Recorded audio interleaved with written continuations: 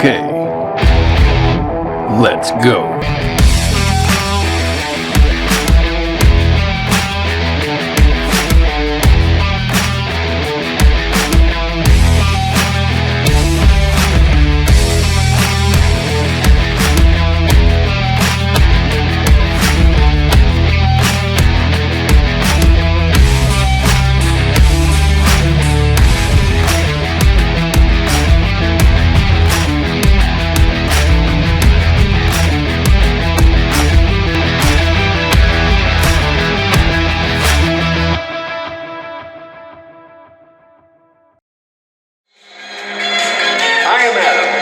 Of Eternia, defender of the secrets of Castle Grayskull. Fabulous secret powers were revealed to me the day I held aloft my magic sword and said, Thunder! Thunder! Thunder! Thundercats! Ho! Hello, Bots and Books fans, this is Sculpt 1701, and tonight we are going to be taking a look at the last of the first wave of the Masters of the Universe crossover with Thundercats. And tonight it is going to be the most unique figure in the line, I think. It is Battle CatMan, the most powerful cat in the universe. Well, I think Lionel might have something to say about that. But anyway, if you're just joining us, we have been going through this awesome new line from Mattel of Masters of the Universe's crossover with the Thundercats. And this is a crossover that should have happened a long time ago in the cartoon. They did some comic crossovers, and I think the worlds are so similar that a lot of people just assumed they were in the same universe. But anyway, this year Mattel is giving us the Masters of the Universe Thundercats crossover figures and making that assumption true. And we already took a look at Lion-O and Cheetara this week, and now Battle CatMan. And as you can see, he is in your standard Masters of the Universe Thundercats blister card. You have a beautiful starscape up here with 6+ Masters of the Universe, a fiery X Thundercats, Battle CatMan, the most powerful cat in the universe. You can see a lot of exploding rocks in the background, and then you can see Battle CatMan in the packaging, and that is cool. Down at the bottom of the card, you have Mattel, nothing on the bottom of the packaging, and then turning around to the back of the figure, you have some beautiful artwork, which we'll take a look at in just a second. But up here to the right, we get a nice read-up of Battle CatMan. It says, after the destruction of Thundera, Battle CatMan crashed on 3rd Eternia and now proudly protects his adopted home world. And there is Battle CatMan fighting the evil Beastman, or some version of him. Coming down, you have a nice profile picture of Battle CatMan. He does look ferocious. And over here you have, it includes comic book. Coming down to some product shots of his accessories and the figures of the wave. Lion-O, Cheetara, and of course Battle CatMan. There are some credits for the box and a nice barcode. And I will scroll in on that so you guys can take a look at that, scan it. That might help you find this figure on the shelves, because he is going to go like hotcakes and you need all the help you can get. And anyway, that is Battle CatMan in the packaging, and I don't want to see Battle CatMan in the packaging. I know you don't, so let's get him out and hear this cat roar. And here we have Battle CatMan out of the packaging, and out of the packaging he stands approximately 6.5 inches tall. He comes with an awesome comic book. He comes with some claw accessories. He comes with a cool little schematic that shows you that once you take off this armor, you have a standard Thundercat. And I was able to get him out of the package without destroying it totally. So when we take a look at the empty packaging, we can see that there is an awesome Thundercat symbol behind the figure, and that looks really nice. Haven't seen that before. And because Battle CatMan is an Origins type figure, he can break into a whole bunch of little pieces, and you can have a lot of fun putting them back together in different various ways, or mixing and matching them with their other Origins type figures. Whatever you want to do, this is a really cool feature. And we'll take a look at the accessories and the comic a little bit later, but first off, I want to take a closer look at the most powerful cat in the universe. And here we have Battle CatMan in what I'm going to say is his standard armor set. Now, because this is a brand new character, brand new sculpt, mold, design, there's no way to really say what his standard armor set is. But picking from the choices they gave us, I selected his standard chest harness here with the cool Thundercat symbol, his red belt with bushy loincloth, and obviously the boots are going to be there because these are the only boots that we get with him, so you got to have them.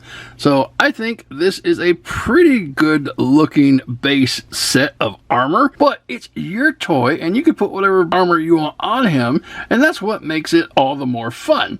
Alright, so let's scroll in and take a look at this guy's awesome head sculpt, and it is very, very nicely done in a nice dark green plastic sculpt and mold. He looks very cat-like, as a battle cat turned humanoid would look. He's got the green skin. He has some nice yellow stripes on his forehead and off to the side of his cheeks. Very nice ears pumping out the side of his head. I like these nice eyes. He got a little dark nose there and some lighter green for his mouth, and then you got the teeth poking out there. That is very, very cool. Coming around to the side, you got the layers on his fur. That is nice. Coming to the back, you can see his hair, we can zoom out just a little bit, is done in layers. I like that. Actually looks like it's combed back from the top, so that is really, really nice. And as we scroll out, now I know a lot of you were thinking, well, this is not the base figure because I did put the armor on him. So if you really want to look and see what he looks like without any armor, here you go. This is what the figure looks like without the chest harness or the belt and bushy shorts. You got a green chest with the yellow stripes, and that is nice, coming down to some black shorts. And then you have the regular green legs and yellow stripes. And there's not really anything here that you wouldn't expect on the front of the legs. Now what's interesting is there's no markings on the back of him. It's just the green, so that is kind of a missed opportunity in my opinion, but it is what it is. Alright, coming back to what I say is the base armor, he does have this nice silver chest harness. It's got a lot of detail in there and a beautiful Thundercat symbol right here on the front. Coming down, you do have the red belt with some buckles in there and this kind of a darker red cloth material that comes down, and that will match the tops of the boots. And then you have this kind of weird light tan or cream colored side. I don't know if it would have been better if the boots were black to match his shorts. I think that would look good. And his feet are nice and long. On the bottom, you do get some copyright material and some peg holes coming to the back of the figure. Now this is interesting. This is the same back harness that we got with the Ninja Turtles, and there's even two spots here where you could attach a shell if you were so inclined to do so. And the loincloth goes all the way down here. So there's really nothing other than the interesting holes in the back of his harness that you wouldn't expect on the back of this figure. And it's a very nicely done sculpt and mold. I like the way it feels. It's very sturdy. And yeah, I think they did a good job giving us this brand new concept of a Thundercat. Alright, moving on.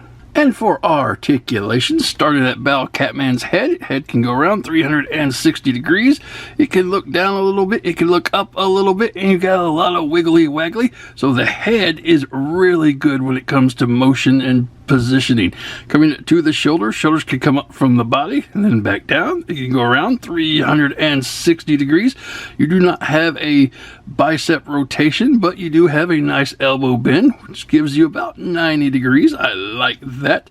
And that is built into a forearm rotation, 360 degrees around, and that will bring you down to his hand. And his hand can go around 360 degrees, and it's hinged so it can come in and out, up and down depending on where you have it.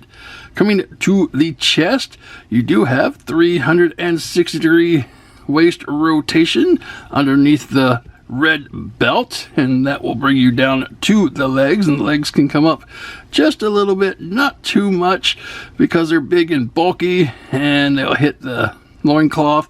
Coming back, not too much either, because the butt gets in the way, and then coming out to the side, that's where you get most of your range, so that is pretty neat.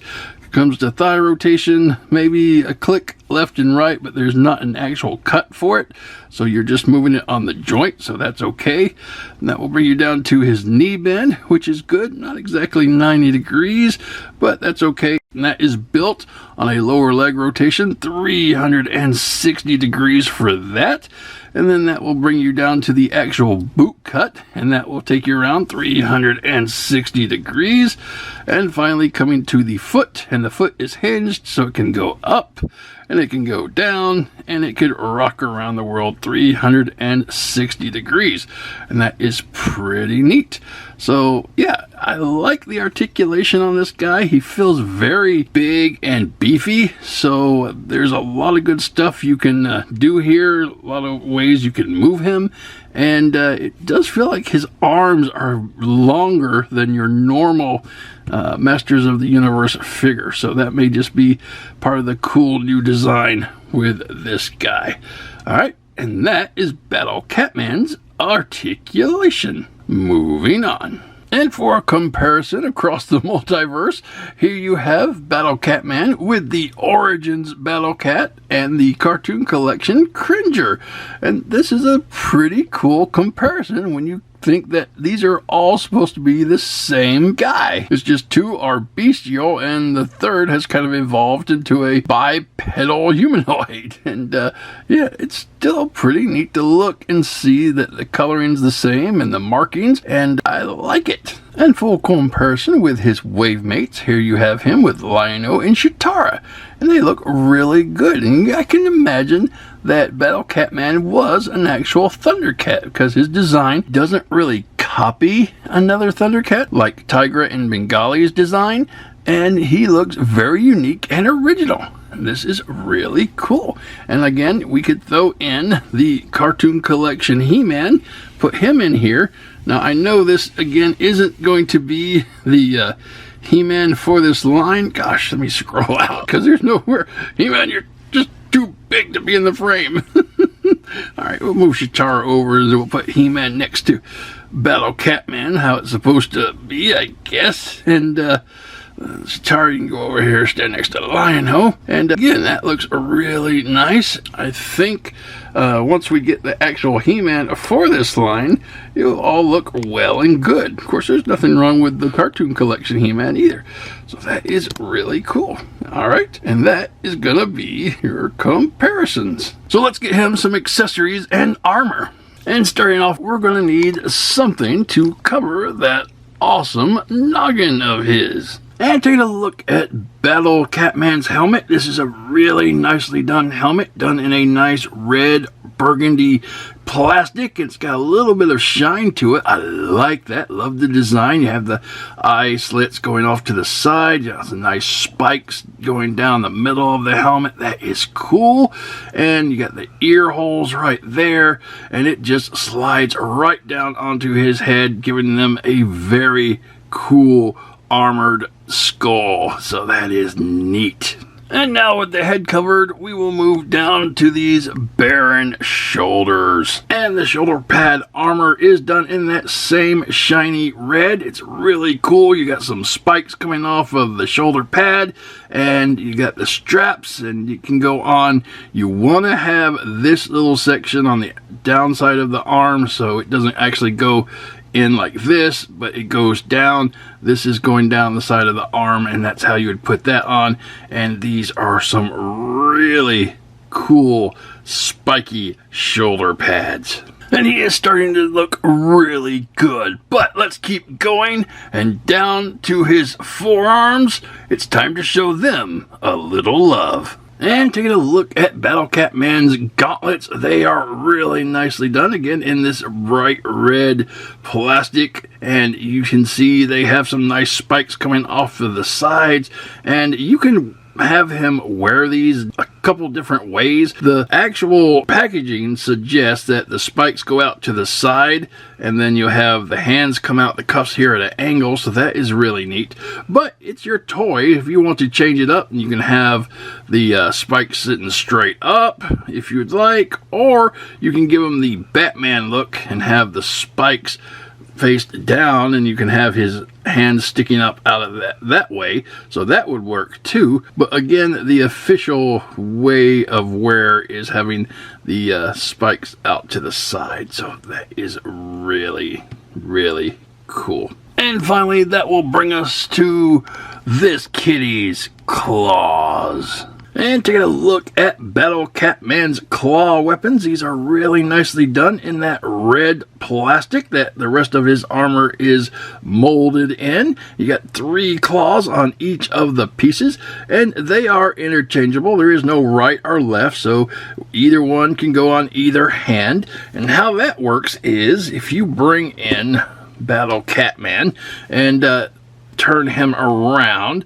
the piece is going to kind of overlap on the gauntlet. This clip is supposed to go onto his hand, so you'll put it down here and the clip will just tab into his hand like this, and that will hold it into place. So that is really cool and very, very nice. Ooh, that is neat.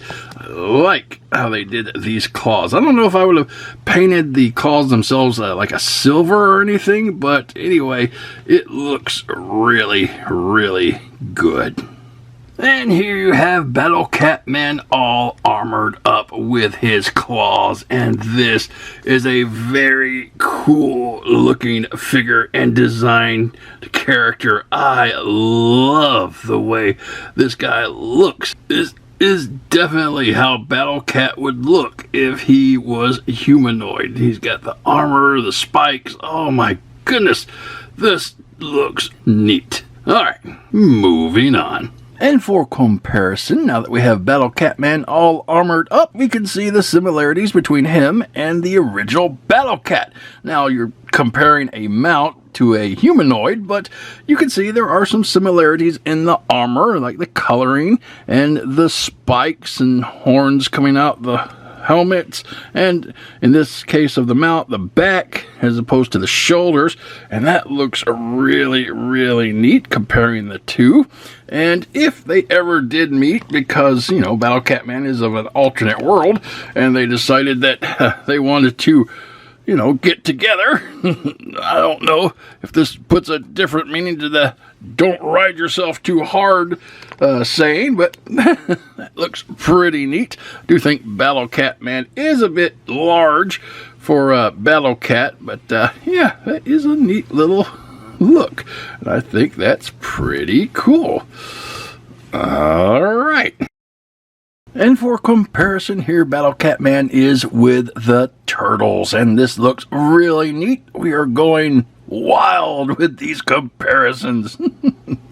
And for comparison, here you have He-Man and the Masters of the Universe Thundercat crossover figures all armored up. And I can't wait to get the rest of the Motu Thundercat crossover figures when they come out. These things are so cool. And the last thing that comes with the figure is this little mini comic. This is Masters of the Universe Thundercats Third Eternia. Yes, and this little comic will come in all of the figures in the first wave. So Lion-O, Cheetara, and CatMan will each have the same comic. So taking a look at it, you have some beautiful artwork of Lion-O and He-Man, and you got CatMan and Tigra and Cheetara and Panther there, and you got the Black Pyramid in the background. That is so cool. And as we open this up, we can see that it opens on the deserts of time, and you can see a familiar Havoc staff there. It's a very lightning-filled night. And then we see Skeletor roaming through the deserts of time, and he has a book with him, and he is casting a spell calling on the ancient spirits of evil to grant him their power. And when he does, there is a giant rumbling, and the Black Temple rises from the sand sands of time. And Skeletor enters. And when this happens, the Sword of Omens alerts Lion-O of this evil's return, and Lion-O uses sight beyond sight, and he can see the Black Pyramid, and inside he sees that Tigra is already there, captured, so there must be more to this story that we haven't gotten yet. Anyway, turning the page, we see that Panther reports that a mysterious planet has just appeared out of nowhere, and Cheetara is like, the gravitational is pulling us down. So you can see that they are actually up in space and flying the Thunder Strike, and then they crash, and Panther is like, these energy readings are incredible, and Cheetara is like, where are we? And Lion-O says, wherever we are, Tigra needs help, and perhaps a sign of hope. And then all of a sudden, Thundercats! Ho! And the Sword of Omens emits the Thundercat signal throughout the sky, and sure enough, Tigra can see it from his prison inside the Black Pyramid. But once the signal hits the air, Tigra is not the only one that notices it. There is a voice that comes towards the Thundercats. Hello, friends. And then they're on guard. Hold it right there. Not one more move. And then it is revealed He-Man has arrived. He says, at least I hope your friends landing on our planet wielding a weapon of such incredible power. And then Lion-O says, I seek no quarrel, just my friend. And then from behind them, then perhaps we can help you find him, Lord of the Thundercats. And then they turn to find Battle CatMan, a Thundercat. There is only one who can wield the Sword of Omens. Welcome to Third Eternia. And there we get the name of the planet, and that Battle CatMan knows that Lion-O is Lord of the Thundercats because he himself is a Thundercat. And so they combine forces and scour the deserts of time until they come upon the Black Pyramid. And inside, Skeletor is plotting, saying that once he combines the Power Sword and the Sword of Omens, he will have such an ultimate weapon that no one will be able to defeat him, not even He-Man. And inside his cell, Tigress says, famous last words, you bag of bones, Lion-O will stop you. And Skeletor in an evil voice says, I hope he does. I have a surprise for him. And then he casts a familiar chant. Ancient spirits of evil, transform this decayed form to Skelra, the ever-living. And Skeletor is transformed into this huge beast of immense power to be continued. Dun, dun, dun. And on the back we got Masters of the Universe and the Thundercats logo. You have the characters in the first wave, Lion-O, Cheetara, and Battle CatMan. And that is the first of these awesome comics. Pretty cool, and I can't wait to see what happens. Alright, moving on. And this has been the Masters of the Universe Thundercats crossover figure, Battle CatMan. And I think we saved the best for last, because this figure was fantastic. Based on a brand new concept of making Battle Cat an actual Thundercat and making him humanoid, this is amazing. I love this sculpt and mold on this thing.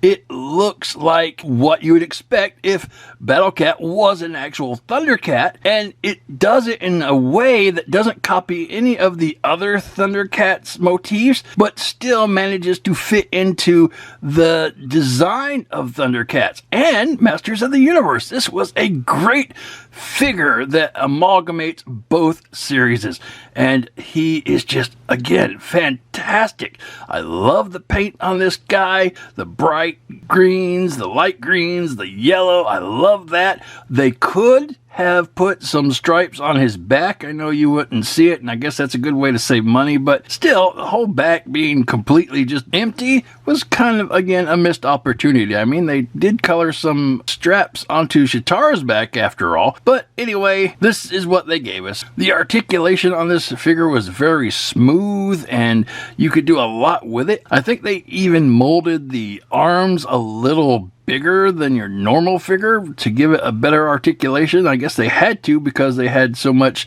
they were going to put on the arms with the armor and the claws, so that was cool. The accessories of the armor, really good. I love the coloring of it. I love the design, how it does homage back to the original Battlecat armor, so that is really neat.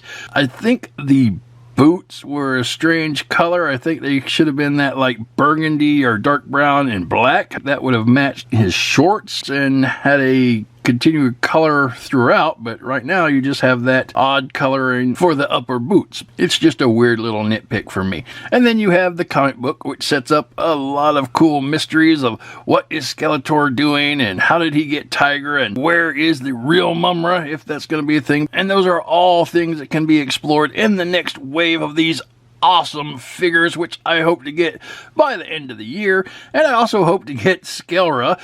Target did push him back, so unfortunately we're not going to get to see him this week. But I promise one day soon we will be taking a look at Skelra. But that's another review. We're talking about Battle CatMan now, and I can't recommend this figure enough. And I think he is going to be a very hard figure to find.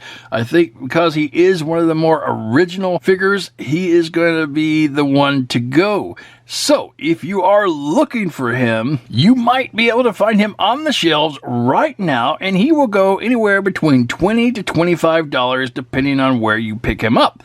So if you're looking, happy hunting. And that's it, guys. That is the review. That is the first wave of the Masters of the Universe Thundercats crossover figures from Mattel, and I think this is such an awesome, cool new line. The next set will be out soon, and that will include Panthro, Tigra, and He-Man. Can't wait to get those and see how the story continues, and I hope you are here to join me as we review those as well. So that's it, guys. That is the video. I hope you enjoyed it. Have a great night, and until next time, keep playing.